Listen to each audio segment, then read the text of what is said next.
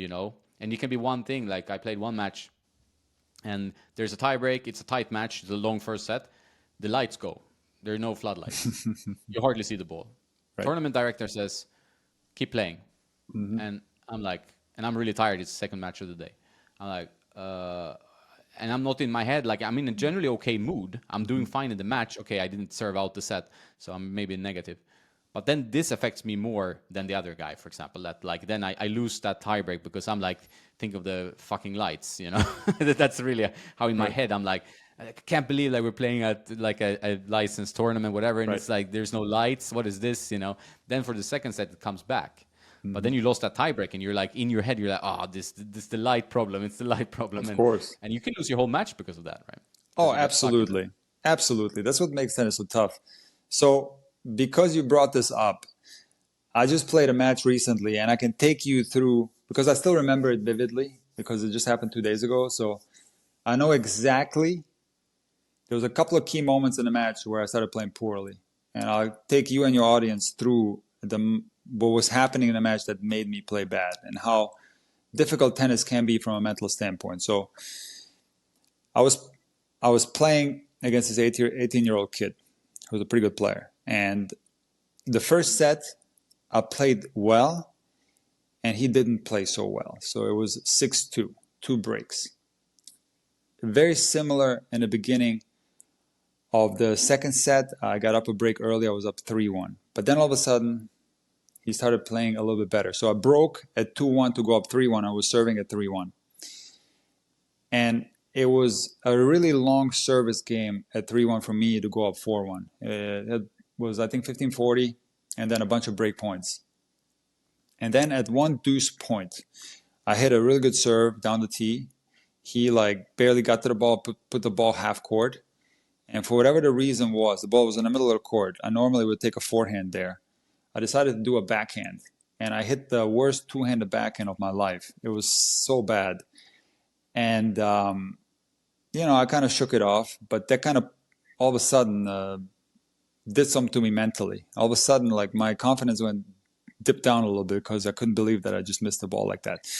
And then I ended up losing serve in this game, okay? So it was 3-2. Then the kid serves, and he's up 40 love. And he does an underhand serve at 40 love. Can you believe this kid? He does underhand serve to me. I hate that. I got angry. I mean, I didn't say anything to him, but inside my head, was this a student of yours, by the way? Sorry. Yes, and in my head, I'm so angry. I'm so pissed, right? He just did underhand serve, and I came to the net off the underhand serve, and he lobs me with a perfect forehand topspin lob. Okay, I wanted to explode right there, but I just kept it together. And then I serve at 3-all, but my mental state has changed. My mental state has changed. When I was up 6-2, 3-1, I was perfect mentally, confident. I'm I'm playing well, I'm serving well, I'm holding serve, I'm doing good, And now all of a sudden it's 6-2, 3-all, and I'm a mess in my head. I lose the first point of that game, and I'm angry. Now I'm starting to get really pissed off. End up losing that game, and I have an anger explosion on the court. I rip a ball into the back fence. Ball comes back to me. I rip it again into the back fence, almost put a hole into the back fence. I was that angry. I'm down a friggin' break now, okay? I'm down 3-4, and I had the match won. And so I don't even sit down on the changeover. Now, this is all things that you shouldn't do, okay? Don't copy this. But I don't even, and remember, this is like Florida in the summer. It's 85% humidity. It's 100 degrees. Sweating bullets out there. I don't even sit down to dry myself. I don't even drink water. I just go straight to the other side. And I'm steaming inside. And the kid wins the first point. He's up 15 love. And in my head, I'm already thinking, I'm going to lose the set. I'm thinking the set is almost gone. I'm down a break. It's going to be a disaster. And I get into kind of a tank mode in my head. And he serves the ball to my forehand. And I just rip it almost with my eyes closed. I rip a forehand return. And I somehow end up hitting the cleanest forehand return winner you've ever seen, but not even trying. And so I hit this return winner, and all of a sudden I'm like, come on, Nick, let's try again. And then at 15-all, I try hard, I fight hard on that point. I win that point 15-30, and I know I have 15-30. I know now if I play well, I can break right back. And so I win the next point. I have 15-40, and I'm breaking. And now, all of a sudden, I'm back where I was at 6-1, 3-1. My head is clear. I'm positive, and I serve really well that game. Hit a few aces, go up 5-4, and then I break, returning really well. I break and win the match 6-2, 6-4. So that is, it's kind of tennis in a nutshell. What can happen? This is the nuance of tennis. It's when the level is close enough, it's always a few points here and there that will decide the outcome of a match. Even a match like this, that on paper looks so easy, 2-4. Even this match could have easily been, 6-2, 3-6, 3-6 going the wrong way, losing. So yeah, I just want to share that with you. Thought you might find it interesting, sharing kind of the mental experiences that I went through just playing a match a couple of days ago. Because now they're fresh. If we wait a year from now, I won't remember any of it. So maybe it's good to write this down on a piece of paper, or maybe talk into a phone right after the match. And this could be very valuable down the road when you play future matches. Yeah, I think so. And I really love that stuff. I feel like the mental part of tennis is the most interesting for me. Like it's like the fight internally and also against your opponent, but it's like internally because you go through like even like you said 6-2, 6-4, 6-4, 6-2, whatever the score is. It's a roller coaster inside the match, inside your head. It might be a roller coaster. Very few matches, unless you're so much better or so much worse, are just one straight line, right? Like where you feel like, okay, this guy is bad, I'm gonna beat him, or this guy's too good, I'm gonna lose. So you just have that roller coaster. You can even, that's why the tennis scoring is kind of fascinating, because it's like, oh, you see 6-2, 6-3. It was easy. He had just got 2 breaks, 1 set, 1 break, the other set. No, you don't know. Like maybe the guy had a break up in both sets, and just there was some long rallies. He had a really bad bounce, lost his mind, broke his racket, and then like that's the score. You don't really see the full story of the match. And that's sometimes what we discussed that before, like the dangerous part of just watching highlights. It's like if you watch highlights about like a pro player match, you don't see the ebbs and flows of the match. You just see the spectacular points. Where I feel like the storyline of the match is the most interesting. Like if someone could narrate, like, well, here Ben Shelton, he had a huge serve. The guy was like, really depressed after that, and it's like lost his intensity. Blah blah blah blah. That's the most interesting part of the match, I think. To me, the most boring part of the match is seeing a compilation of winners. I mean, of course, there are some unbelievably spectacular winners from Alcaraz where you're like, oh my goodness, he hit a forehand that looks like it was 300 miles an hour, And it's fun to watch that, or between the legs, behind the back, whatever, around the net post. I mean, everybody loves watching that. But seeing regular winners in a match, to me, it's very boring. What I find fascinating about watching tennis at any level, whether I'm watching a recreational level match or a pro match, is those little intricacies of a tennis match. Like, how does somebody perform when they're down 30-40 and they got a second serve, because it's like a lot of tension built up when you're watching that. So this is one example of many that makes tennis so fun to watch. It's not the highlights. It's you can watch the mental ebbs and flows of a player in real time, and that makes it super entertaining to me.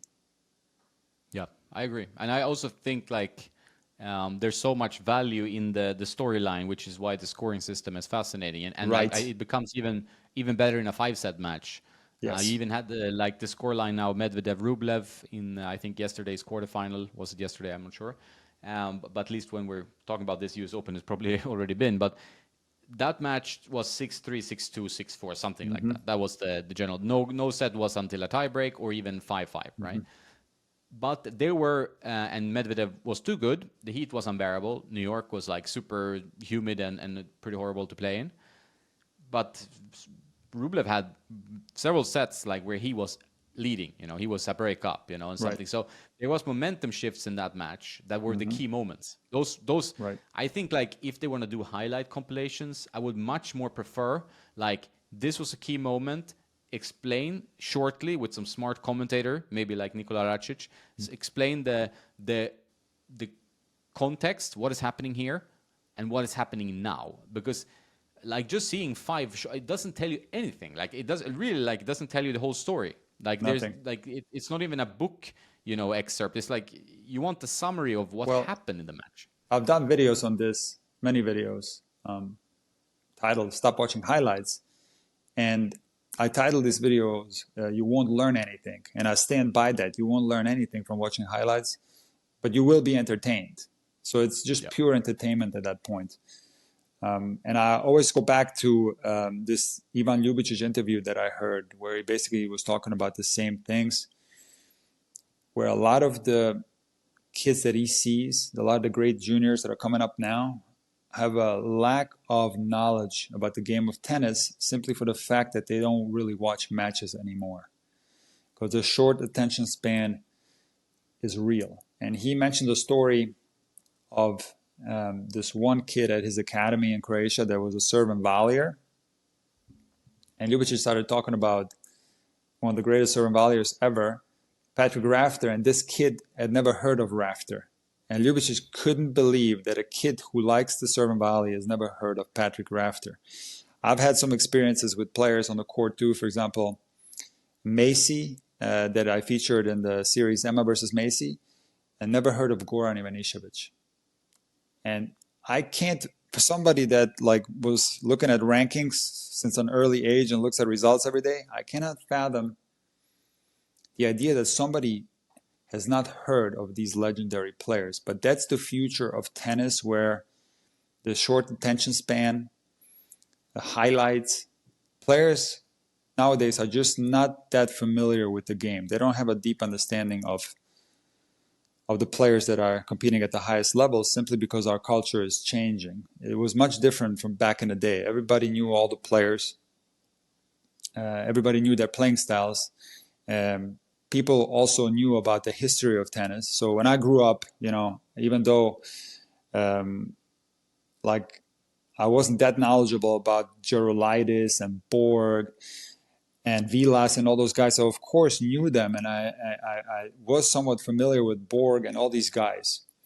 But nowadays, if you talk to kids, first of all, they don't know some of the older generations of players. And when you ask them, like, who won Wimbledon last year, or if you ask them, like, can you tell me the top 10 rankings, WTA and ATP? I'm telling you, the vast majority of kids don't know. They don't know and they don't care. And if we go back 20 years, you ask those same questions, everybody would know. So I think that's the big difference nowadays, is because our culture has changed to this like short attention span where you're just watching clips. There's just a generally a lesser knowledge about the game of tennis for the new generations of players. Yeah, I think that, I mean, there's an overload on information, so everybody tries to shortcut information all the time. And I find that, I mean, obviously this is, the world is changing. Maybe you have to, I'm trying to adopt my ways a little bit, but like reading books, for example, that's very helpful. Like I used to read tennis books, I used to read chess books, all kinds of books, history books, whatever, as a kid, and you learn so much from reading or from like going through. It's like this, if you play a long match, if you do something that takes time, it's a challenge, it's a bit of a struggle at times. It seems like you gain more from it. Like there's no 10-minute workout that's gonna change you. It's like you have to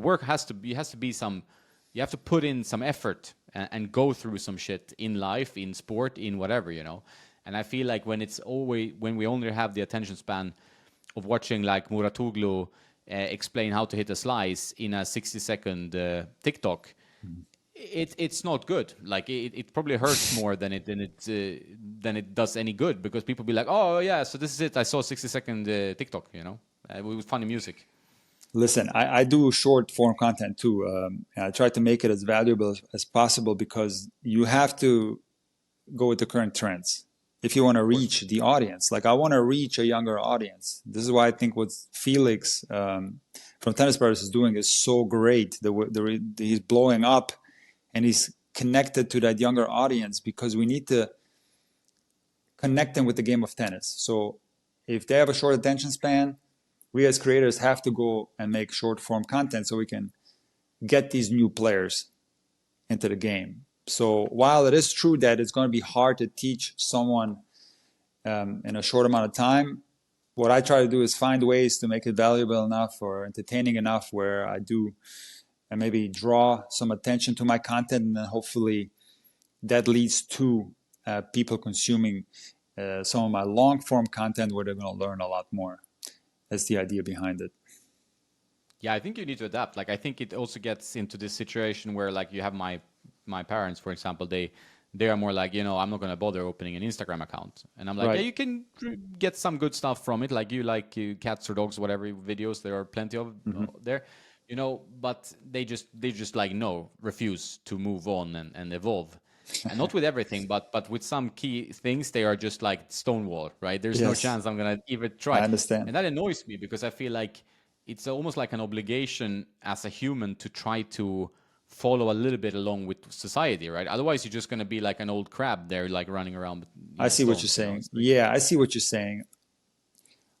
Look, me personally, I try to adapt with the culture. I'm not a person that's stubborn. I'm very much someone who's open to new experiences. So I adapt. And for example, my parents, they adapted to a degree too, but I know exactly what you're talking about. There are some people who are resistant to that, to changes in society, and they kind of do things the old school way. It's true. yeah, and I do understand them. I'm more like an old school guy in many ways, right? But Hmm. you also have to have a part of yourself that's like, even for like what you said is good. I think it's like you want to reach a young generation to do good for tennis and to stay relevant in tennis, and then you have to adapt your content a little bit, so and that can help them as well, right? Like, so it's like there's a good thinking behind it, and you just need to do it. You can't be just like, oh no, I'm only doing like radio. It's like it's not I how you should do it. always thought that short form content is important in my niche, which is, tennis instructional content, I guess, or tennis content in general. Short form content is very important. Um, if I wasn't utilizing it, I felt like I would be missing out on a big chunk of the audience. I do think it's very important because that's unfortunately where the trend is going, unfortunately. Yeah. And that kind of, to go back to the issue that I'm seeing with the young generation of players that is not very knowledgeable about the game of tennis, I think that's very related. The fact that they are consuming so much quick, short content, they're just simply less knowledgeable about it. So, but what I'm thinking in my head is to have short form content that leads to consuming longer form content where they can learn more. That's my idea, you know? I like that. I'm trying to do the same. Okay, I Yeah. gave up on TikTok, but for Instagram at least. No, but it's like I think. Do you think like it can hurt their tennis that they watch? Partly they watch too much highlights, right? But they also have this short attention span. Watch short, like everything becomes about like hitting that smoking winner so that someone can put it on Instagram as a reel. Like it's a lot about like how that affects people's tennis, like maybe young people's tennis. Is that if you're not playing Alcaraz style tennis, tennis is about winning matches and Mhm. enjoying yourself while doing it. But it's like maybe it has an effect on them. Do you know what I mean? It 100% has an effect. There's absolutely no doubt in my mind that the fact that more upcoming players are consuming highlights, it does reflect in their play. Remember when I was telling you about the match that I played and this kid served me an underhand serve? Dude, this was unheard of back in the day when I grew up. This was a sign of disrespect, Like somebody would, if you did an underhand serve, you could expect the other person to draw you in and then rip a ball in your chest, Ivan Lendl style. Remember when Ivan Lendl used to play McEnroe Yeah, and he used to rip balls right into McEnroe's chest? That's what would I love happen if that stuff. somebody did a underhand serve because there's debates out there that it's like a legitimate tactic and it's good. Okay, that's fine. But I'm telling you, as a player, when somebody does an underhand serve against you or stands right behind the service line when you're serving, you're going to get very angry. So why are players doing it now more than ever before? I think it's because of the highlights. Why are players now attempting more tweeners and behind the back and all these kind of highlight reel shots? I do think it's from highlights. Now, luckily, I do think that the actual game in itself won't be affected much from that because I don't think that that's any type of formula for success. long term. You still have to play the game the right way. So I don't think that it necessarily has an effect in that way. But in other words, I do think still the best players are going to be the ones that we're going to be seeing on TV that don't utilize that stuff. But it is true that now we're seeing more of this type of play than ever before. You know, I remember back in the day, like, remember when Michael Chang did it against Ivan Lendl, the underhand serve? Everybody was talking about that for years afterwards. He only did it once, only one time Yeah, I in the remember fifth that. set, and he only did it because he was cramping. And now, I mean, there's so many players who do it, it's not even funny. Like, and you see it all the time. So there's definitely a change. Why are the players doing it now? It's hard to say. Could it be highlights? Maybe. I don't know. But there's definitely a change. Well, I think there's also like kind of like everybody, wants a strong idol today, right? So the people they look up to are kind of different. Like, so you have Kyrgios, who's brought a lot of tennis fans. Yeah. Maybe his heart is not 100% in tennis. You can argue that it's either that or that he hates losing so much that he can't take it. His talent, gets hurt. His ego gets hurt. But he brought in like a lot of underhand disrespect tennis, and and I think a lot of players love to watch that. So they'll be like, "Oh yeah, it's awesome!" Like to see Nick, and I also, I love watching Nick when he's on his game. It's fun. Yeah. Same with Bublik. You have a few guys here who's playing a little bit of showman tennis, right? So maybe that affects also the young generation watching that because they get the most clips, reels, stuff to watch.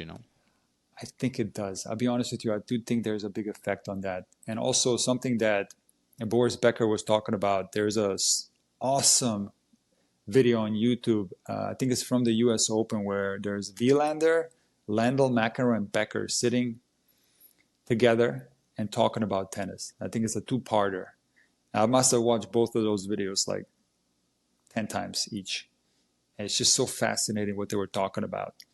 And one thing that Becker said was that what he sees nowadays is these celebrations when players win matches. They're so elaborate and everybody has their own little like trademark celebrations and all that. And Becker said, back in my days, we weren't celebrating going into the fourth round or the quarters or the semis. You don't celebrate that. You celebrate when you win the tournament. And even then, you do it somewhat muted celebration because you want to be ready for the next tournament. See, to me, that is the real approach to tennis. I find it very cringeworthy when I see like these trademark celebrations for players when they win like the first round of a Grand Slam or unless they're winning the whole tournament, I don't think it's a positive thing. I'm sorry. It shows you that it actually is a negative sign mentally because it shows that you are overvaluing what you just did, and it shows that you have limitations on your own expectations. In other words, you are happy to be in a fourth round, you are happy to be in the quarters, you are happy to be in the semis, maybe as happy as winning the whole tournament. You're satisfied with that result. Therefore, you're holding yourself back for doing better results down the road. So that's what Becker was talking about. And I do see that now more than ever before, is how players are behaving when they win a match.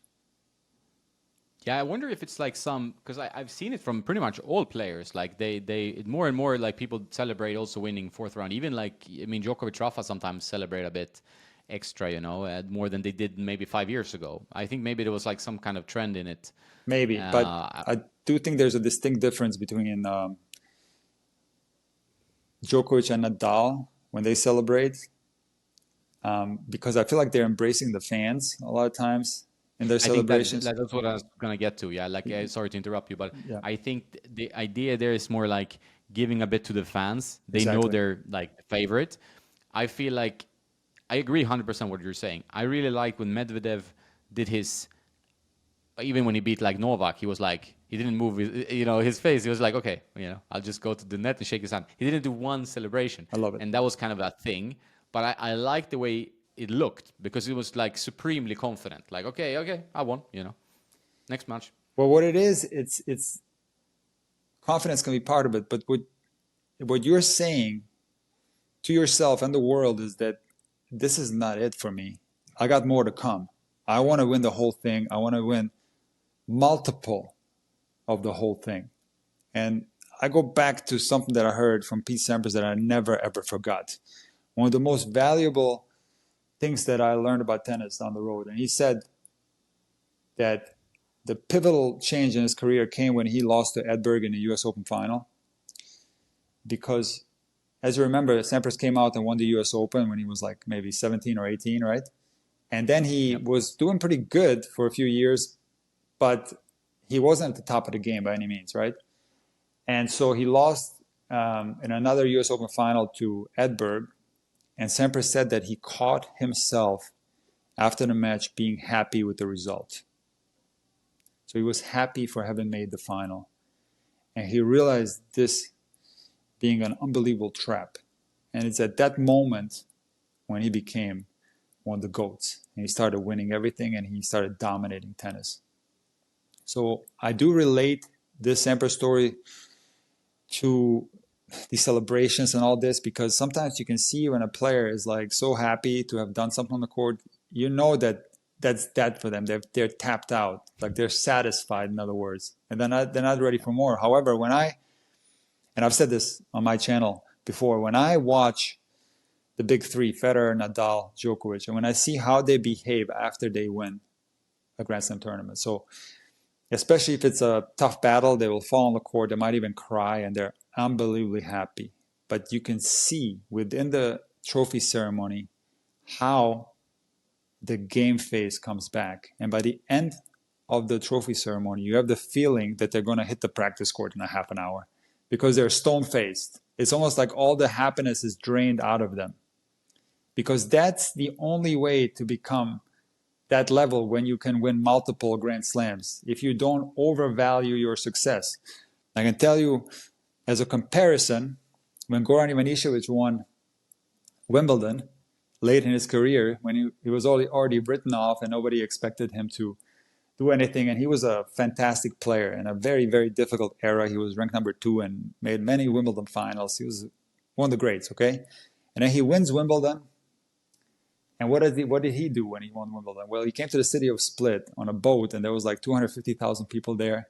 And he jumped into the harbor there, which is like notoriously dirty. The harbor in Split, you don't really swim there. And you knew at that moment that there's not going to be any more Grand Slams. Okay, that was the only one, because he wasn't like Djokovic or Nadal or Federer, where the game face was back on. He was celebrating. And yeah, I don't know. It's hard to say like be like the big three, because this is just human nature. You're going to do what feels right to you. And all I can do is just observe how people are. I don't think necessarily this is something that you can control. So that's what when we go all the way back to the celebrations that are so common now, where players are doing all this stuff after they win matches.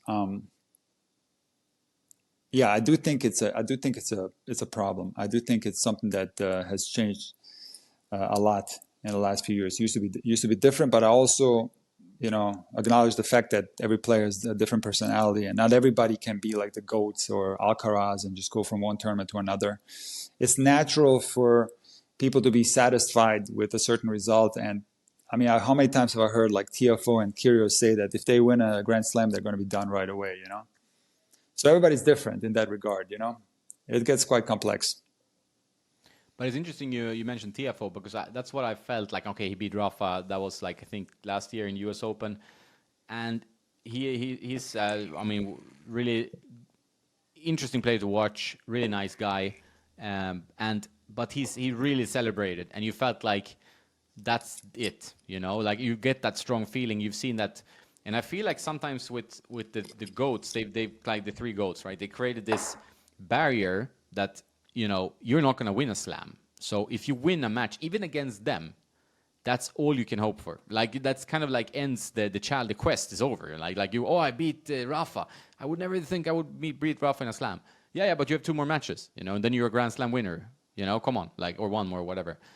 But it's like it takes so much energy out of them that it stops their momentum, right? Like, it's quite an interesting thing, and I feel like I think that this kind of seeped into the whole mental like the whole generation, like Zverev, Tsitsipas, all these guys, Mm. partly its goats are so good, like they are so good, but they also created this wall of confidence, right? That it's like you don't beat these three guys, you're not gonna win slams. I mean, unless it's a freak lottery win of a situation.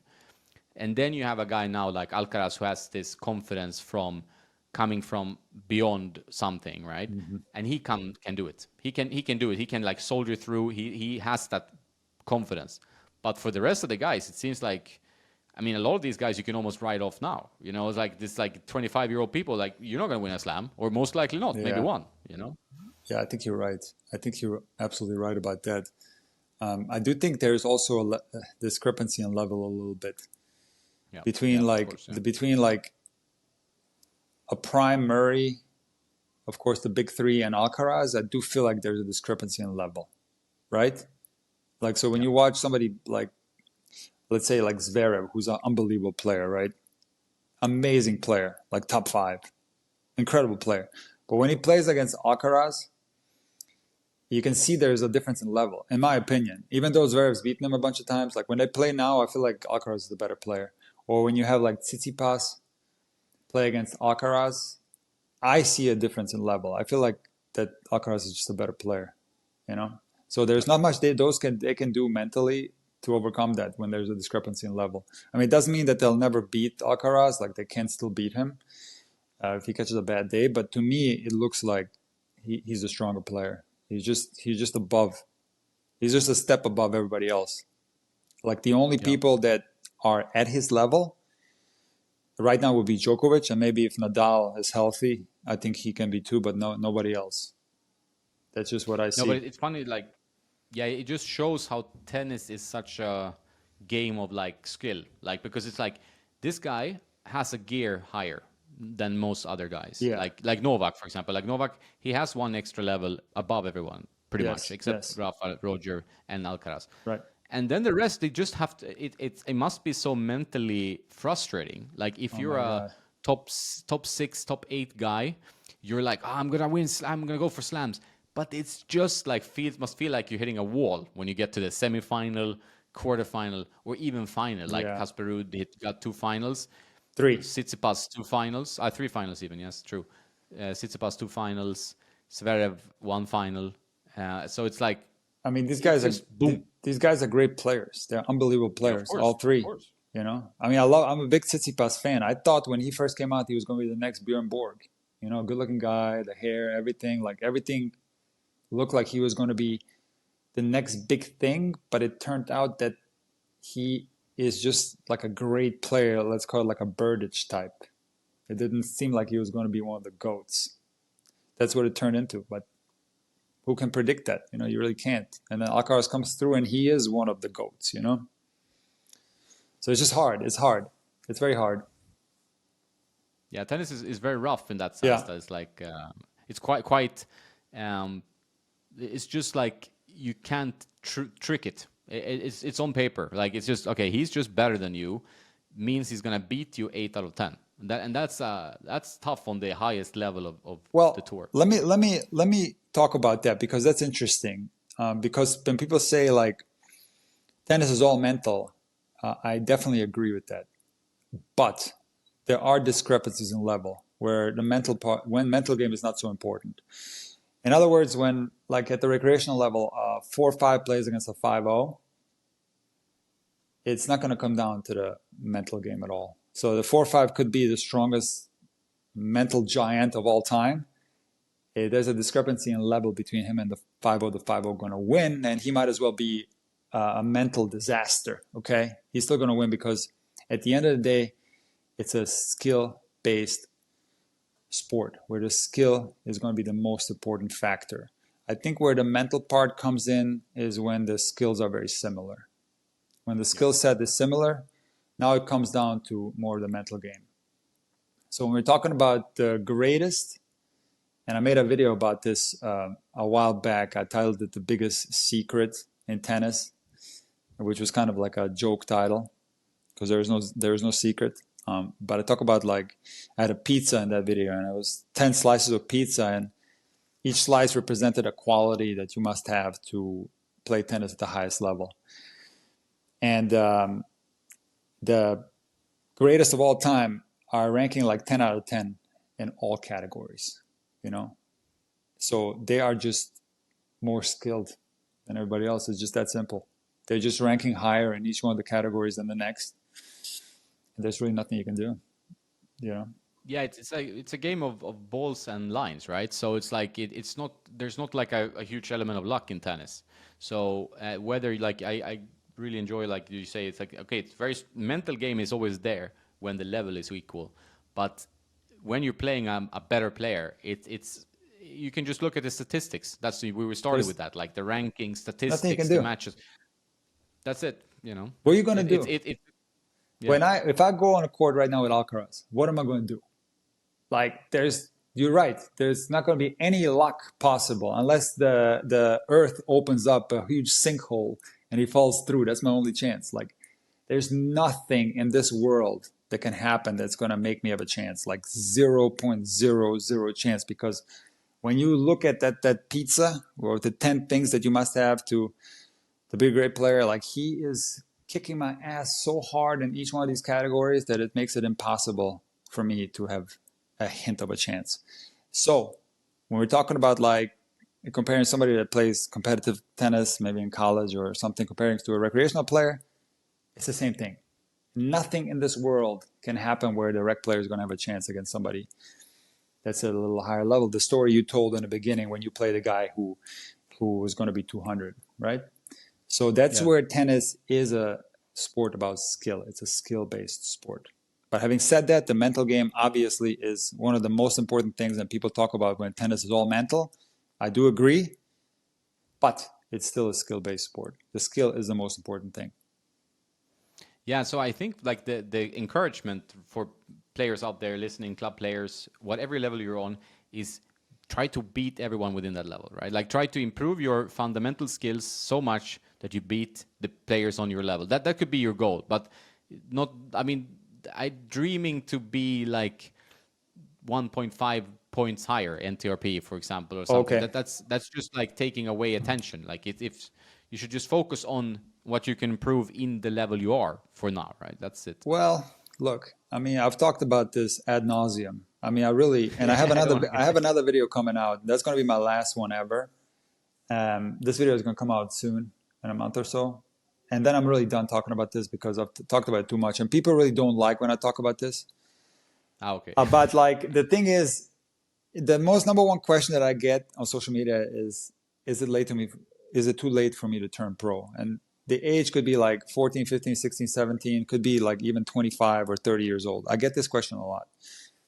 And my answer is very vague because I don't say yes or no. I just say you got to go step by step because, and I've said this many times, if you set a goal that's too unrealistic, too far away. Let me just give you an example. Let's say somebody that's of a level of 4.0 NTRP and wants to play futures, and this is not a made-up story. This is real. That goal of succeeding at that level is so unrealistic. It's so insanely high. Or another story is somebody who's dreaming about playing on tour on Wimbledon, but they're playing in juniors and losing in the lowest possible level first round every tournament. But yet their goal is to be on a tour. So the goal that's set is so far away that the only outcome of this goal is going to be the quitting of tennis. Because when the player realizes that this goal is unattainable, they're going to lose all motivation and they don't want to play anymore. So when you set a goal that's within your grasp, within your reach, that you can achieve in a month, you're going to be far more motivated to work hard and reach that goal. And this can be sustained for very long periods of time if you approach tennis with this mindset. Now, a lot of people bring up like dreams. It's okay to dream.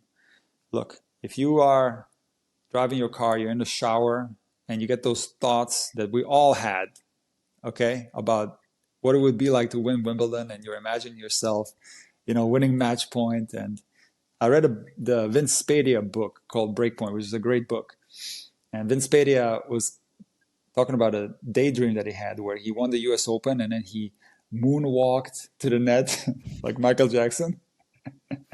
So these are the type of fantasies that people have, and there's nothing wrong with that. I had those fantasies too. Everybody that has those fantasies, and if that helps you get up the next day and put your butt on a tennis court, by all means, it's fine. But the real goal setting and the decisions you make based on your goals. In other words, I have some examples of juniors that are from different parts of the country, and they move their entire family to here, Southeast Florida, because they want their kids to become pro, but the kid is like at a beginner level. So the goals that you have can have horrible impacts on your entire life, on your finances, on your relationships inside the family if they are the wrong goals. You understand what I'm saying? So a family moves here for the purposes of tennis, which happens almost every day here. This is the tennis mecca of junior tennis. And this can have horrible outcomes. It can hurt you financially. It can have horrible outcomes. So again, that's why I preach step-by-step goal setting. I'm fine with people having dreams, but you got to approach it in a way that I suggest, or you're going to have problems. Yeah, you got to have realistic dreams as well. Like, I mean, otherwise you will. I mean, if you have a goal that you can't reach, it's a pointless goal, right? Like, there's no point. And I think maybe some of the issues is like I've seen this too. I mean, it sounds quite extreme in where you are, but I've seen this too where people come here to south of Spain, like also quite tennis heavy. We have Djokovic living here. We have a lot of pros training here, and they come here and they join some training camps, some academy. I'm available to hit. I'm a tennis prostitute, right? So people, if they want to play, like I'm always up for hitting, whether it's a 16-year-old, 18-year-old, whatever, And a lot of these compete on the ITFs, and all of them have the dream of being a pro. These are kids, like, so you don't tell them, even if you think in your head, like, man, you lost to me. There's no chance in hell you're gonna be a pro. Like, you want to say that. Oops. But you can't, right? So you don't. It's a kid. You have to treat their feelings a bit special, right? But the problem is the parent. The parent is delusional, like, and nobody has maybe ever told this parent, or they have not studied, they have not done the research, they have not consulted common sense. They have just decided, like, hey, we're just gonna put in like 60,000 whatever dollars, euros, and try to become a pro. And it's like, if they have talked to a guy like yourself or someone knowledgeable in tennis, a club pro, someone with common sense, they could have said, hey, I don't think this is the moment for it, but I really believe that they should go and play tennis and enjoy it for the rest of their life. But the pro career is sadly out of reach, right? Like, that's sadly the situation. It's just going to bring more hardship for the family if you do it. Just my warning. But that's what I've seen as well. Like, is that the family seems to all be in this delusion together, maybe coming from the parents from the beginning, and it's a sad thing to see, because it's going to hurt the kid the most in the end, right? It's going to hurt the whole family, and it's going to hurt the relationship between the kid and the parents too. So it's very hard. It's very hard. But what I try to tell parents, and this is more regarding academies. So I have very specific advice regarding academies, because I do believe that academies are incredibly necessary for the development of future stars. Without academies, you will see less great players on tour. This is hardcore fact. I believe in this. But what you have to understand is, again, I don't want to be boring, okay? You tell me if I'm too boring, and I'll try to say things faster. But you have to go step by step. So if you are at a club somewhere and there are kids that are beating your kid, okay, this is for the tennis parents regarding academies, there's absolutely no point of going to an academy. Because what's going to happen is the following thing. Your kid is likely at a lower level, and that's the whole reason why they're losing at the local level in your club. So when they go to the academy, they're not going to be placed with the high-level kids. Why would they? Why would the academy force the high-level players to play with somebody that's like beginner level or intermediate? They're going to have groups, high-level, intermediate, beginner. Your kid is going to go in a beginner group, and they actually might not improve at all. They're going to stay at this level. But parents, I think, believe if they throw a lot of money at the problem, they hire coaches, they send them to an expensive academy, magically, this is all going to turn into a pro career. So again, there's no reason to send your kid anywhere unless there are signs where your kid is beating everyone in your area. You start expanding the pool of competition where it's like inevitable that when there's nobody else that can beat your kid in your maybe entire county or state, now you go to the world famous academy and you're living together with other players who are world-class junior players, and now everybody that's at that level is driving each other and making each other as good as it possibly can be. That's how it works. But I've seen too many parents thinking that by simply moving here to Florida and going to IMG, going to Everett, you name it, that in itself is enough to get a scholarship in college or to turn pro. It's definitely not. It's not. You can be from anywhere in the United States. I wouldn't say anywhere, okay? Maybe there's some spots that are like kind of tough with tennis, okay? But you can be in most states in the United States and turn into a pro player. You don't need to go to an academy until it's time to go to an academy. That's all I'm saying. No, I think the issue is, from what I can see, sometimes the issue is money, because I think some people, the issue is money in the way that if you can't afford a tennis career, it's rough. Like I talked about, I meet a lot of pros, ex-pros, whatever, that money was the main issue, that they couldn't keep playing even though they were high level, right? But there's also money in the other direction where the parents have too much money, that they feel like they've learned through their life that if you throw money on a problem, the problem will be solved. And they feel like if their kid is not good at tennis, they throw enough money on the kid, it will soon be very good at tennis. And I feel like that mindset sometimes, Yeah. it's a bit simplistic, but it's like, I feel like that mindset of just, because tennis is expensive, right? So we have money, we can Yeah. put him in the best academy. In tennis, that doesn't matter. Like if there's not enough talent, they haven't started when they were like 5 or 6 or 7. It's highly unlikely that they have what it takes. It's highly unlikely. It might be, but it's very highly unlikely. Well, first of all, the most important thing about a kid is whether they like the idea of hitting a tennis ball, whether they're infatuated with the game of tennis. If they like the game of tennis, you have nothing to worry about. They can be hitting against the garage door. They're gonna find a way to play if they like to play. So the big question that every parent must ask themselves is, does the kid like playing tennis, or do you like the idea of your kid playing tennis? If it's the latter, if it's more you pushing the kid to go play, this never results in anything significant. A Division I scholarship or a pro career never results in that, because at the end of the day, there has to be motivation coming from within.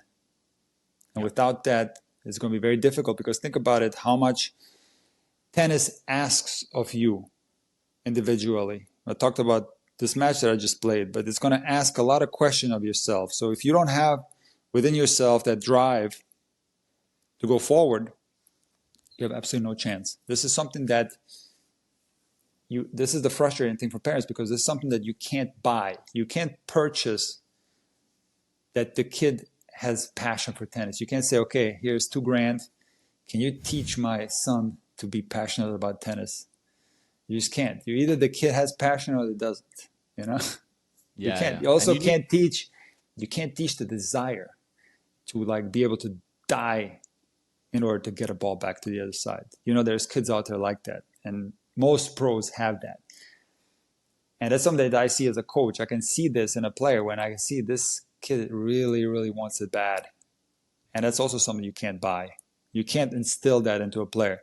You can force it up to an extent, but it's going to fade away. It's not sustainable long term.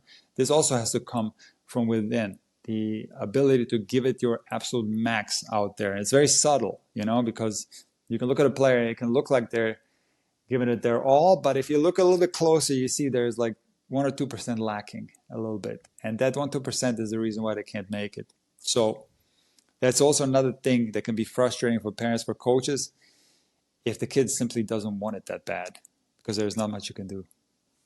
No. Like the drive has to come. Like the love for tennis, like being a tennis nerd, I know that the passion, not being even close to any high level player, but it's like I had a passion when I was a kid. Like I loved tennis, right? Like I really loved Right. it, like playing against the wall, whatever, Then tennis fell out of my life for quite a while. But when I came back, it was like more passionate than ever. And I think if you have that ingrained, you feel it at least, and that's why you're Right. gonna improve even on some level, right? But if it's not there, if it's just like a decent hobby, don't even bother with any kind of ambitions. I would say. I think it's more than it's a hobby, and have fun with it when you can. But you need to really like if you look at the guys who are at the top of tennis, they are obsessed with tennis. There is no exception. Like these guys are all obsessed with hitting tennis balls. Like it's like if you look at the three goats, they love tennis so much. It's insane. True. Very true. But I do want to make a distinction between that and the recreational level, because that's at the recreational level, tennis is a leisurely activity. Yeah, of course. Yeah. So how do you make this into something meaningful and something that you can sustain for a long time? You have to understand that just having fun is going to be a difficult thing if you're not playing well.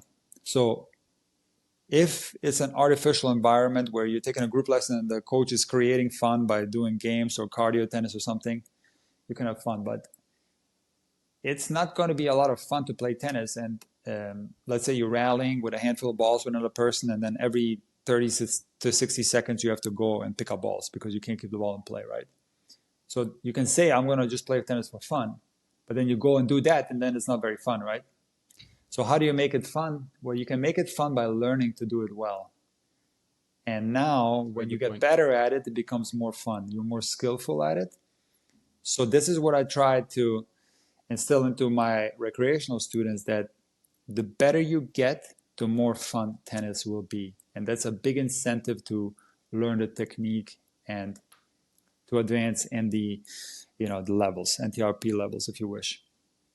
I 100% agree. I think this is one of the most important points. You need to have, there's almost like you need to cross a certain barrier of tennis improvement where it gets much more fun for every little tiny level you improve over that, right? Because I have friends who played maybe 3-5-4-0.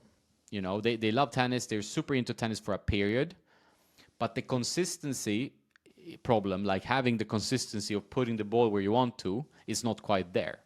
So like they get stuck with rackets, they get stuck with whatever, get stuck in something, right? I have to hit the 80 beforehand. No, you need to hit the ball like to that spot where you want to hit the ball. Then it's fun. When you can manipulate the ball Yeah. at any pace, really, but like at least manipulate the ball to the right spot, then tennis gets fun, right? Like you can play points, you can play matches, it becomes interesting. Yes. But Yes. I've seen some of them drop out of tennis because they can't get over that frustrating hump of like getting the ball. Like I think partly due to maybe poor coaching, but they can't get over the hump of like enjoying the rally play, right? Enjoy getting really good, interesting, fun rallies. Then it's not maybe the most fun. It's just frustrating for them, right? It can definitely get frustrating, and if you don't see improvements, if you stagnate. So this is where important for the player to seek out coaching that helps you, where you can see results, and then just continue to work. And when you start playing better, you're gonna like it more. You're more likely to continue to play. So I do think there's a big value in what we as coaches do for the recreational level, because it's important more than any other level in tennis to teach the correct technique. And so it's very important to learn the technique, because a better technique is going to result, where you're talking about keeping the ball in play, directional control, all that. Forget about, no offense, but forget about the equipment at this stage, maybe worry about it later, but just get your technique right. If you have a fundamentally wrong forehand, it's probably not the strings on the racket that are causing issues. It's your bad fundamentals. So you learn the technique, and as you learn technique, you're going to see more results. You're going to see the ball go in more. Your confidence is going to go up slowly. So you're going to trust the swing more. You're going to start taking bigger cuts, so that eventually you can swing all out and not miss. And now you're playing tennis like the high-level players do, because they can take a full cut and not miss. But to get to that point, it's a long road that takes a lot of work, to clean up some of these technical deficiencies. Yeah, it's all about that. Like in the end, like that's my feeling. Like the frustration sometimes, even with my position, having been such a racket nut or racket expert, whatever you want to call it. But it's like so many people come to me and ask for consultation, and if they're like, I happily assist. Like you're 3-5, you need like maybe a beginner level racket. Like here are 4 or 5 options, and just Hmm. pick one. Like that's pretty much it. Like you don't need to get into deep like ideas about whether this works or not works. That you can do if you're on like futures level, right? Then you can start Right. thinking a bit like, hey, maybe you need to have a little bit more weight in your Sure. racket to Sure. push your opponents back. But beyond that, it's not. It just needs to feel pretty good, That's oh, and you need to trust it a bit. But I agree. it 100%. becomes a little bit more. I think it's the same in golf and in other sports. Like you just find a little bit of an excuse or a path outside where the real improvements are. Like the real improvements are hard, so you don't want to do them. So you go for an easy option, right? Everybody does this. Well, I mean, myself included.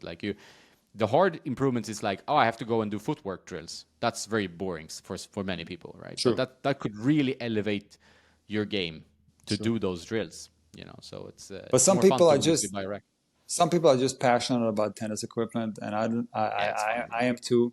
I'm a little bit of a racket collector too, so I don't blame people for being into gear. It's fine. I would to try different strings. People are just curious. Yeah, In yeah, that yeah, regard, it's 100%. completely, it's great. It's great. I like it a lot. I think I support people that are into that stuff. But if you would think that the equipment is going to make huge shifts in your game at those lower recreational levels, it's definitely not. Those lower recreational levels is 100% the technique that's going to be messy, and what equipment you use, it's not going to like be zero effect. I do think there's some general guidelines that are going to make a big difference. So you don't want to play with a racket that can possibly hurt you, or maybe a racket that's too far beneath your level, or whatever. It gets kind of complex. But you do want to play with a racket that feels good, like you said. You test some rackets out within your range, and you find one that feels good, and then you don't worry about it for a while. But there is people out there who like to tinker, and there are some people out there who like to copy the pros and put lead tape on their rackets and customize it and weigh their rackets so every racket is the same weight. And they like to experiment with strings. But I can tell you one thing, Jonas, that I used to string a lot of rackets, okay? I was a stringer for many, many years. I don't string anymore. But the regular recreational player, let's say like 3-5, 4-0, maybe even 4-5 to some extent, when you string a racket, they cannot tell the difference between a racket that's strung at 50 pounds or 60 pounds. They just simply don't have the skill set to be able to determine what the racket is strung at. They have no clue. So it makes absolutely no difference. But in their mind, they're making so many like adjustments to their rackets that are so ridiculously useless. But I can tell you that as a stringer, the people don't know, because I know this because I've been on the court for 30 years with players, and they don't have absolutely no idea what the racket is strung at. They ask the coaches or ask me to tell them. They have no clue. That's the No, hard and truth. Or if they yeah, have two rackets, one is like customized with lead tape, okay? It's got the lead tape job like Djokovic, and the other one is just a regular racket. They actually cannot feel. They don't have the skill set to be able to feel the difference. Everything feels the yeah, same.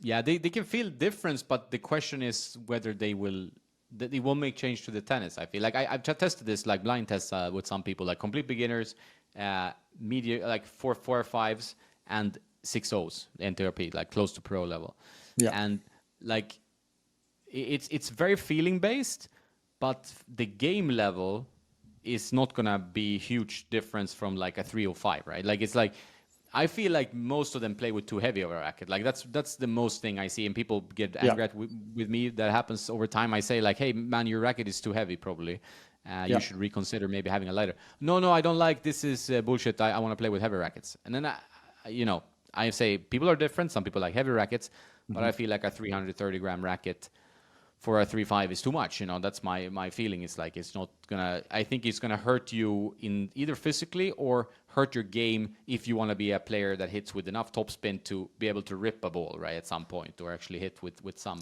Well, power. of course they're gonna feel huge differences. So if you give them a a racket that's 270 grams versus a racket that's 350 grams. Of course, they're going to feel a difference. But often, when we're talking about racket customization, we're talking about like 5 grams, 5 extra grams on the top versus 5 extra grams on the side. My point is that they can't feel the difference in that. No, While I agree. somebody who's top 5 in the world might feel a little bit of difference. They can't. That's what I'm telling you. So it's like when it comes to these little intricate changes in the racket, it's so insignificant to them. It doesn't matter because that's not where the problem lies. But of course, if you make a drastic change in the racket weight or a drastic change in the string materials, sure that the recreational player is going to feel difference. And yeah, I mean, I do think there is such a thing as playing with the wrong racket, no doubt about it. I see it all the time. So I do think there's a lot of importance in what you do, educating the public on what rackets to play with, because a lot of people choose the wrong racket. So I do think it's important. But what my point is, and I made videos about this, do not obsess on it. Unless this is a hobby of yours and you love customization and you love it, then it's fine. But if you think that like these little things that you do into your racket are going to make a difference, that's not going to make any difference. It might make a difference to someone who's like you said, a pro, but not at the recreational level, because that's not where the problem lies. The problem generally lies in poor technique, poor footwork, poor timing, whatever else there is on a court that can go wrong. It's not the 5 grams extra or the the injection into your handle that you're doing and stuff like that. That's my point. No, it's a good point. And I think people get into the weeds, and what I see is that becomes then like something that clouds their mind of their own play, because like you get so much into it, like you're thinking of the grams making a difference when it's your stroke that's not there. And that's why I always say, hey, you have to record yourself. Like it's always good to have a camera in the back, because you can see if you have a little bit of self-awareness, you can see like, oh shit, I'm not moving my feet. Doesn't matter if you have the Clash 300 gram or the V-Core Pro 330 gram. It doesn't matter. Like it's like you are not moving your feet. And I can see it myself. I play like yesterday. I do these experimentations all the time because I'm testing rackets. I play with this like strong German player yesterday. And I play, okay, like, so I had to test some strings. I'll take out Pure Rafa. That's 370 swing weight. It's a beast of a racket. Like, Right. it's the origin racket, the one Right. that specs up to his specification. Super fun to play with. Like, you can smack some winners with it, like, and if you're contacting the ball well. But then we play a set, right? So over a set, you start to feel like the weight becomes cumbersome in some situations. So it's like, that's an extreme variation. But then, like, you can take whatever racket, like a normal racket within a group, that's an extreme one, right? But then you can go and say, hey, between the 310 gram, 300 gram, the differences are so small, like that it's just about enjoying the feeling of the racket, like enjoying how it feels to you when you hit the ball within that certain range, and you'll be fine. Like, so that's why when I try to recommend, I say, okay, if you're this type of player in this range, look at these types of rackets. And that's really all you need. And then you test 5 and you find one and you take that. You don't need to go deeper than that. You don't need to actually buy a lead tape roll, right? You can just, all right, I am this type of player. I want a 310 gram. That's it. Like you buy, I can get, like, if you want to play really high competitive tennis, like you want to play competitive tennis, you want to have them the same. Like, 'cause sometimes rackets are so different, especially these days. Yes. But that's one way. That's not customizing to them. That's like matching. And like the Tennis Warehouse, for example, they offer this service. You can get a sheet, and then you're done. You have a racket. You don't need to second guess. Listen, good. I got absolutely nothing against people. People misunderstand me sometimes. Like, if you want to match your rackets and have them the same weight, that's great. I think it's great. If you want to experiment with your rackets, if that's a hobby of yours, I think it's great. I think it's all okay. But I just don't think it's going to make a difference. So yes, I understand that, like, when you have 4 rackets in the bag and they're all the same kind, there's going to be differences, quite big ones, depending on the brand, on everything in the racket. The product quality control is poor with some companies. Let's just say that way. Would you say this is accurate? This is very accurate. Like, I mean, Okay. because I have a 3-in-1 machine just next to me here, and Right. sometimes, like, I get test rackets all the time. Sometimes I get 3, 4. I have friends that also test rackets, like, Right. on a decent level, and we've Right. been doing this for years. So I feel the grams. Like, I feel Right. 5 grams, right? Like, Okay. because that's my job, right? So and you might have extra sensitive hands because this is your profession. But when Yeah. I play with these rackets, I can see it. I can feel the difference. I 100% can. I can grab a racket that feels completely different than the other racket that I have in my bag, and they're the same racket, and they could be strung the same. I can definitely feel the difference. I can even feel the difference in the grip. Sometimes the grip is a little bit different on a specific racket. Yeah. So Compressed so I or just customize, like yeah. So I whatever. customize my grips too. I put like tape on my grip, and so this is all true. There's no doubt about the fact that this is true. I'm not like debating this, but my point is, unless this is a super fun hobby of yours and you're having fun doing this stuff, then by all means continue to do it. But the fact that the rackets are going to be 5 grams heavier or lighter in your bag, that's not going to make a big difference. And my argument is that you can't even feel that difference. If you are at a certain level, like you are, I would consider you an advanced recreational player. So you're in a different Yeah. category. You're going to feel a lot more than, let's say, somebody at a 3.5 level or a 4.0 level. That's where I'm saying is like, unless it's a hobby of yours, you're putting too much attention to small, intricate details of equipment that's not going to make any difference whatsoever. So the fact that the rackets are weighing a little bit different in your bag, first of all, most players don't even have that many rackets in their bag, so it really doesn't matter at all. You know? No, I think it's like I sometimes test myself to see because like I since I test the rackets all the time and that's my kind of job, right? So Right. I can bring a rainbow of rackets for a match, like and I since I've been doing this for years, like I can just take a racket. You give me a racket. For me, it's more important that I like the string. If I don't like the string, I will get a little bit, it's like it's the tension is a bit off, or like some I Right. can be sensitive to that. And you don't feel like you can swing with confidence. That really like because I can at least play on the level where I can have a full swing, right? Right. Um, True. but that can be more like so. If it's a good string, just give me a racket within a normal average range, and I'll play a match. I'll be fine. To It's me, the biggest that's thing. Sorry, go ahead. I'm sorry, I cut you off. no. So it's not. I agree with you, and it's like on the level where I'm competing in the ITF like licensed tournaments and stuff. Right. I'm fine to bring like three. I can play with one racket one match and one racket the other match. I'm a bit special case, but I think Right. a lot of players could. If someone blacked them out and said, "Here now you play with the Arrow, and the next match, or you Well, play with the Wilson Ultra," which people could probably get they over that. can. They can. Yeah, They definitely can. And a lot of this is like just a mental trap people fall into where they overthinking the equipment, where in reality they play close to their level with any racket that's a modern racket. So in other words, you can have like, let's say you pop all your strings and you have to play with a racket that's completely different from yours. You're probably going to play very, very, very close to your normal level. And people from the outside are not going to be able to tell that you're playing different. It's going to look the same. yeah, But in your head, sometimes you can exaggerate these things. So, of course, like when you make a mistake, look on your racket. Yeah, it's the racket. It's not me. It's the racket's fault.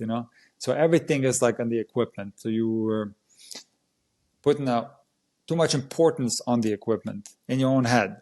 And I fall into this trap too. This is very normal to happen on the court. So I'm very envious of players that, and I'm sure you know players like this, they can play with anything. I know people like this that are super high level, D1 college, former pros that literally don't care what strings in their racket, don't care what brand it is.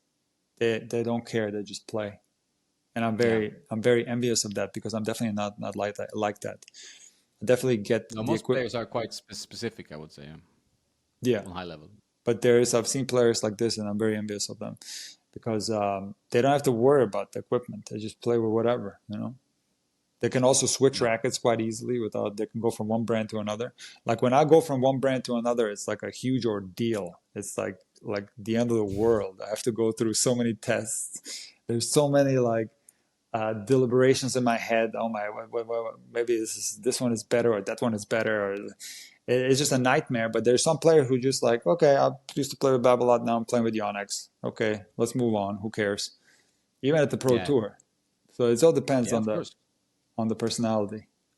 You do see some more racket doubts now on the tour than before. Like people are very much more into experimenting with strings, Yeah, and for them it makes a lot more sense than for rec players. Like right. this can be different. Like for example, you did a video recently with Shelton and his massive serve. and Yeah, his interesting serve technique quite. And he's a huge guy. He's like such a big, not so maybe crazy tall, but like he's a big dude, right? he is.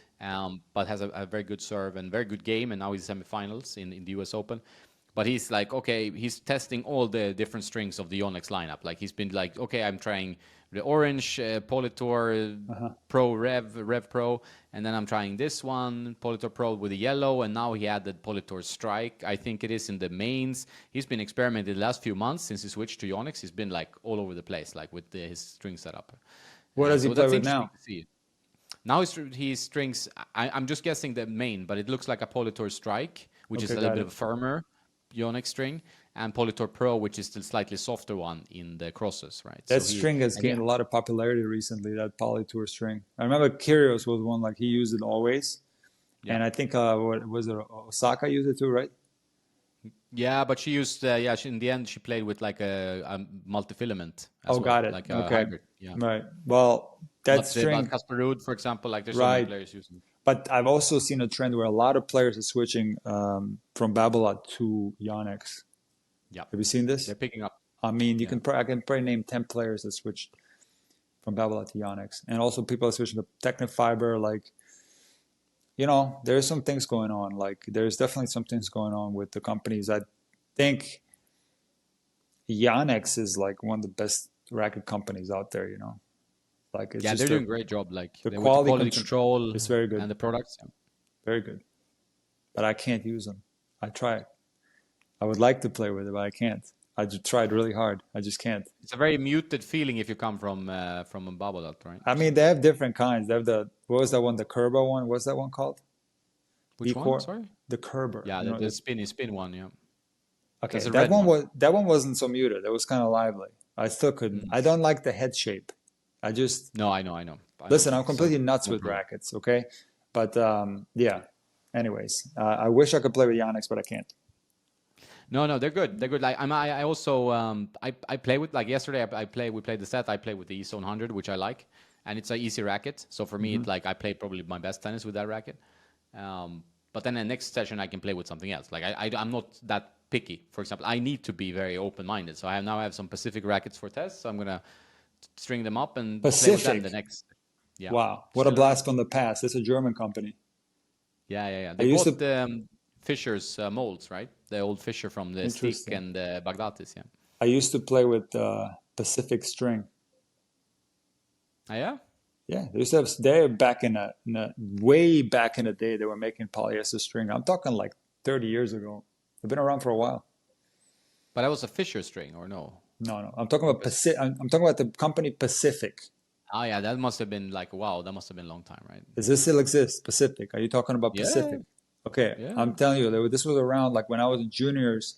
There was one of my friends who had a deal with Pacific. He was playing with those strings, and I played with him for a little while. And they've been around for a while. These are really, really good. Really good. The German polyester strings are really good. Yeah, I agree with that. Kirschbaum, Pacific. There's other companies like, Weiss Cannon. Vice Cannon, yeah. They Yeah, have the Ultra Cable, which is the most spinny string I've tried. Yeah, it's crazy. yeah. Then there's Polystar. I don't know if you know that. Yep. Polystar. There's a Germany back in those days. It was some of the early Signum Pro. polyester Yeah. strings. Yes. Pros Pro, I think, is also German. Pros Pro. They have Topspin as well. There's another Top string brand. There's Spin. quite That's a right. yeah. Top Spin. Germany, like back in those days, crazy. And so many great strings from there. Yeah. I still use Yeah, they German have the string. factories. Like most strings are made in the same factory, right? So it's Right. like makes sense. Yeah, like they have good string production there, I and will see. I'm kind of old school. I will only use German strings. Where a lot of the people around the 2000s, everybody started switching to Luxilon, but I was so stubborn and so sensitive that I always continued to play with German strings. At that time it was Polystar, and I'll play with Kirschbaum, but I never really adapted to that more modern copolyester, the more dead feel. I yeah. always like that old school lively polyester from back in the day in Germany, man. That's like I'm still stuck on that, still to this day. You know, Yeah, you're specific, man. Like that's very. yeah. There's so many different strings now. Like they're by now I got like Velocity, which is like a Is it biodegradable, that string? Maybe it is. Like it's Oh a wow. environmentally focused string. I will try that. I will see, how it goes. A lot of strings are very similar. So when you test strings, it's not gonna be it's gonna be very, very minute differences. You need to really get into test. I've tested so many strings, like it's insane, like over the years. But yeah, it's very small differences usually in between brands and stuff. But usually with colors, you can see if I see a white string, this string is white. I have a feeling already how it's going to play, right? Because all the white strings I've tested, maybe like 15, 20 white strings over the years, they have a tendency they have some similarities to them. Like they might be different in other aspects, but they have some similarities. So The white string. yeah, I white like strings tend to be more soft. They are quite soft uh, usually, white strings. Yeah, I like natural color. Natural color. yeah, yeah. But like natural gut strings, what? But no, natural color. That same Ah, color that okay. gut has or synthetic gut has, that natural color, I like that color. Yeah, I don't it's like cool. black strings. I just don't like the No. look of it.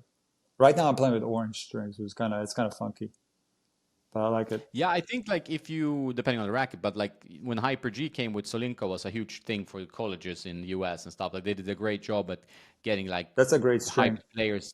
Yeah, it's a good string. It's Yeah, one of my favorites. that's good. Donald Young and stuff. They got these up and coming players, Yeah, and they were smart at the time when there were not that many colors to choose from. To like, right. here's a very, very strong green. Hmm. Everybody's gonna recognize it. I Yeah. mean, now everybody does it, right? Like, there's this color string from many brands, but at that time they like took a quite chunky market share Hmm. because the string stood out. Like, you put it in any racket, you're gonna see that green. It's a Hmm. smart move. Very smart. I remember back in the day they had like I forget the company name, but it had these strings that had all kinds of colors. Do you remember this one? It had Yeah, like Prism, like Prince or what? I Like the don't print, they had know. like It yeah. had like 20 different colors of string. You put it in your racket and it looked like a painting or something. It looked like so many different colors. I think it is Prince did it with Prism. It looked like the rainbow, right? Like Yeah, something the like racket that. looked like a rainbow. I Yeah, remember that. Yeah. Yeah. very strange. I Very never strange. properly tried that one. Like I don't know about it, but I never tried it. Yeah, Yeah. I do like testing strings. I do like but it. if you're so like I really feel for people like because I talk to a lot of pros as well, like over Instagram or when I'm at the tournaments, Hmm. and pros are usually very like specific. Some of them are very open and like to discuss. Hmm. But I feel like this string loses tension. I feel like this string is very springy. I feel like this string, has like a nice grab, but it hurts my arm. Like the Hmm. pros have Of course. similar issues. So they can really into the string and the tension. So they can be even like too much with the tension, and also when the time the time the stringer strings the racket. So some guys that I know, they're like ATP top 50 guys. Like, I want it strung at 4 the day before. Like that's what they want. Like they are really specific on Hmm. how they feel the gear. And for most, like for me, I wouldn't care about that. For example, like I test racket strings all the time, but I wouldn't be like, oh, I'm gonna string this at 4 and let it rest because I have a match in the ITF seniors tour tomorrow. I'm not gonna do that. I'm gonna just bring a bunch of rackets. It's like, You know what I do? no, Old school. This is the you most walk old. on your rackets. Say again? You walk on your rackets like Well, Bjorn. yes, of course. I do that sometimes. They're too tight, but um, I will play with my rackets until they break. Ah, And method. people don't realize this because now strings last forever. These modern Yeah, strings will simply not break. And I have some recreational players that have like the same string job on their rackets for like a year or 2 years, because it of will course. never break. But back in the day, even polyester used to break quite frequently. So I am still in that old school mindset where I play with the racket until it breaks. So unfortunately, this is not the Frugal. smartest thing because the modern strings, they go dead very fast. They Very go fast. very fast. So you have to restring your rackets more frequently than ever before. Yeah. But I don't. No, I really feel a dead string. Like Yeah. one of my things that I usually do, I'm very string sensitive in that sense. Like I mean, Yes. I like many strings. I could have like, okay, a top list of 10, 15 strings I can Hmm. easily go and play with. But if I feel that the string is dead, like by seeing that the elasticity of the string is gone, like so you push the string Yeah. and it doesn't want to snap back into place, that is going to be a very difficult. Well, it can also hurt your arm because there's no a give in the string, so you're putting all the tension on your arm, right? Yeah, The it's string true. is dead. Like it's that is one of the biggest problems. I think a lot of amateurs don't understand that they play for like 6 months with a string that's completely gone. Right. There's no elasticity, so their arm takes all the bounce from the ball, right? True. So it's that's more common problem than the rackets being a culprit, I would say. I agree with you. And in my experience, the number one, in addition to what you said, uh, the number one problem that I'm seeing here, United States is United States. This might be location specific, but um, the rackets that are strung with the modern strings are strung too tight. And I'm telling you, I take the racket from some of the people that I play with, and it's like a freaking board, man. It feels like it's 75 pounds on there. And it's just overstretched. The pull speed on the machines is set wrong, it's not calibrated correctly or something. And I feel like when they get the racket from the racket's already dead. The string's already Yeah. dead before they even hit one ball with it. And it just feels like a board, like a frying pan. No give, nothing. And the weird thing is that even when they request like a low tension, like 45, it still feels like a board. So that to me is like, I don't know what it is. This might be location specific, but I find that it's too tight. And then with the wrong strings, that can go into the arm really bad. Yeah. No, no. Strings 100%. Like people ask me all about the rackets. Like some rackets are arm unfriendly. The way the weight is centered. Like for example, like I tried an E-Zone 98 Tour, the older model, and both like Haru also tried it and loved it, and he said he had arm issues after like 1 month, right? Like he played with it as well. I played with it. I loved this feeling. Like I loved the power. I loved everything about it. Also arm problems because there was like a lot of weight in the throat, which made the racket strangely heavy to swing through and also affected you in some way, right? Mm-hmm. But stiffness can be put in different locations. So the racket, you cannot look at the stiffness. You have to kind of feel how it feels because rackets affect you differently. Some people have problems with flexible rackets and that are heavy. Some people have problems with light rackets that are stiff. It's quite different, like based on the racket and stuff. It's not an exact science, in my opinion. But the string is quite. That's the number one, I think. Like people need to really consider their string choice, right? Because, I can take a racket that I like and I put like a really stiff string at 53 pounds, which is not that high, but still pretty high. And I will feel it. I will feel like that string has very little give. It's very boardy. It's gonna hurt me. And then if I take maybe the same string, I go 47 pounds or 49 pounds, maybe it opens up a little bit. Or I take another string, I can string it at a pretty high 51 pounds, and it feels fine. So you have to be a bit smart with how you string. And I think for most players, like my tip is just start quite low, and then you see if can control the ball with that, and learn to control the ball if you learn to control the ball with a lower tension, that's also going to gain your tennis because you're gaining like that understanding of adding spin and stuff. For a lot of rec players, I think that could be very good, generally. I agree with you. Like, I think it's highly dependent on the string material, the tension. So Yeah. if you're talking about like synthetic gut or natural gut, maybe Yeah, that's even fine. Yeah, maybe yeah. even some of the very responsive monofilament old school polyester strings, those can be strung tighter. But if you um, get like let's say you play with like Alu Power because you saw that the most players in the top 100 use that string, and you put that string and you tell the stringer, "I'll give me like 58." Things come thing comes back like 65 from the stringer because the stringer machine is over calibrated, and now you're playing with a string that's already dead, and you strung it too tight. You overstretch the thing on the stringer. The thing is like a board. You're bound to have problems with your arm, while that same type of string job on a different string might be just fine. So it's like the choices you make when you select strings, very, very important, extremely important. And there's vast Yeah. differences, as you know, in the polyester strings between the monofilaments and the copolymers and all that. And you just have to find something that you like, stick with it, and the tension has to be comfortable for you because I agree with you 100%. I feel like the strings, the tension is probably more of a factor for pain than the actual racket. I Yeah, agree with you. I 100% believe so because I think a lot of players, and I do these consultations all the time. I do them Yeah. online. I do them with players. I meet on the clubs, and a lot of players like they have a powerful racket, and since they can't control the ball with enough spin because they play it kind of flat, they go really high in tension. So they have now a power racket which is quite stiff, that could be fine, and then they have a really high tension, and it's with like 57, 59 pounds. And they like come with the elbow brace, classical, like this 55-year-old guy with elbow brace, right? You see them all the time, right? And I'm like, hey, you should really try to go. There can't be that this 559 pounds with this. Like, then you have to go for a multi-filament or a gut, synthetic gut, right? You have to go for a softer string, because otherwise this kind of problem is going to keep popping up. Like, and you see a lot of them, like they keep getting the same issue. They get off tennis, and a lot of them have this idea that, now I just stopped playing tennis for 3 months. And I'm like, you shouldn't have to stop playing tennis for 3 months. This is not a good thing. They go back, use the same racket, then they stop again for 3 months. I'm like, what is? It's not no sense at all, right? Pacific. Oh, those are Pacific rackets. Let me see. Wow, man, that's a blast from the past, man. I can't believe it.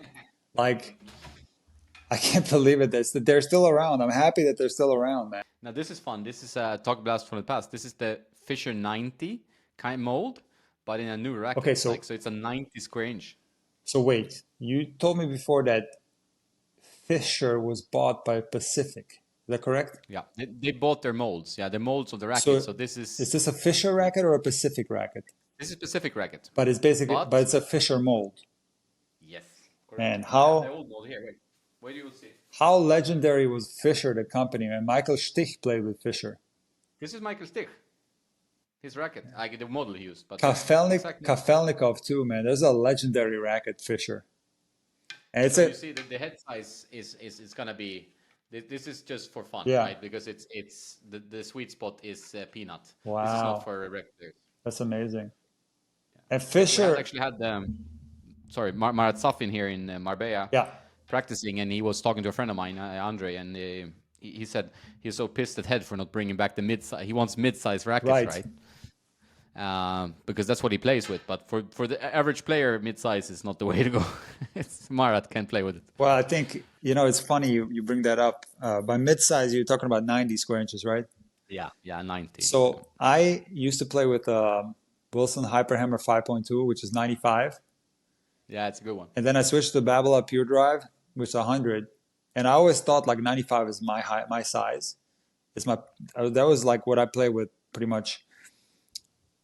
I wouldn't say in juniors, but probably a little bit smaller, probably like 90. But like 95 was like my perfect racket head size. Remember the old Pro Staff was that size. Most rackets. Yeah, I love that. That was my racket when I got back to tennis. Like most rackets were that size, and then kind of Babolat broke through with the original Pure Drive, and they kind of changed the game, and then everybody else started doing 100 inches, right?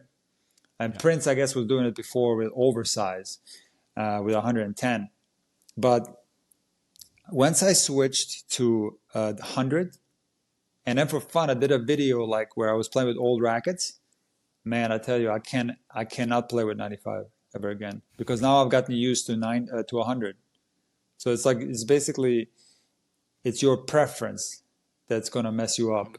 But it's also like for most rec players, like it's like I test everything, right? Like I played with like a session with a mid-size racket with an ex-ATP player, like he's older now, 50, but still strikes a good ball. Yeah. Super fun to hit with a mid-size racket, but I don't go to a competitive tournament like I played this weekend, with a mid-size racket. There's no chance. Like I will be eaten up, right? I need a 98 or 100. Right. Like this is this.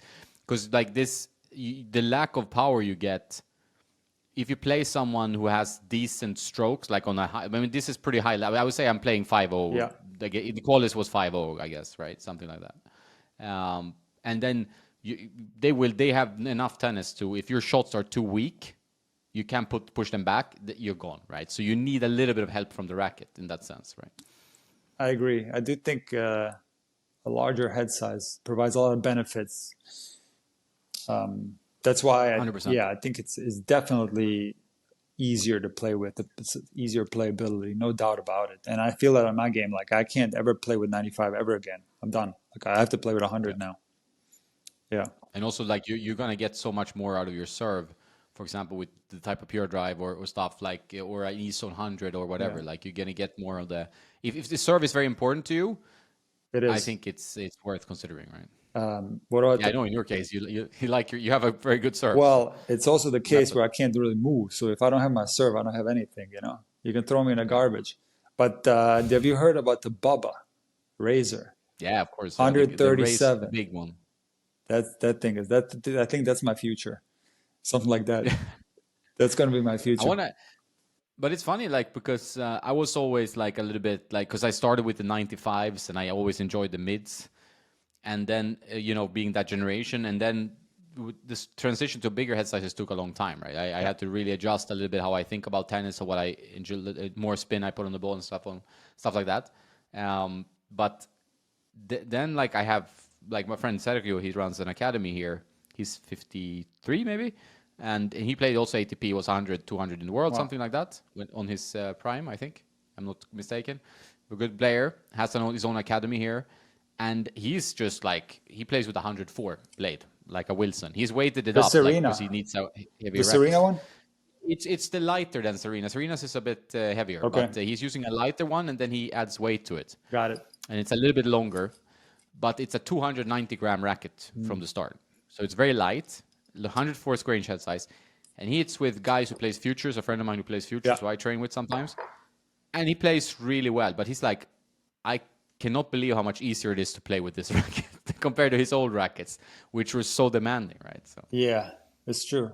It's very true. Like as your athletic abilities decline, you need more help from the racket. No doubt about it.